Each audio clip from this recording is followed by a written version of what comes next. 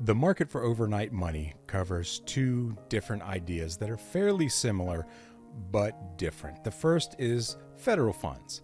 Now, this is short-term lending between banks generally to maintain required reserves. Now, money can either be borrowed from the Fed during overnight processing or borrowed from another bank.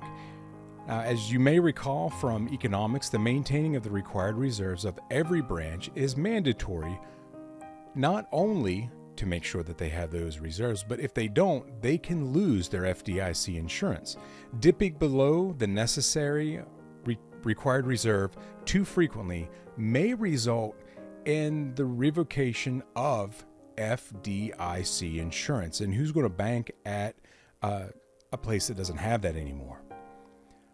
There's also the repurchase agreement. This is the sale of a security with the agreement to repurchase the security at a higher price in the near future. So it's kind of a security loan. The party selling the repo is effectively borrowing whatever is traded for the securities, and the implicit interest paid is the difference in price from the initial sale to that repurchase.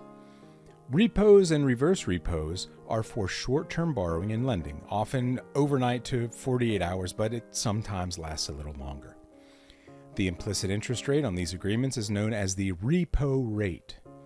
There's very little risk involved as the lender of the funds is the owner of the security, and if the borrower fails to pay the lended amount back, those securities may be sold to recollect the losses of the borrowed funds minus that lost interest. So there is just the interest that's lost in that.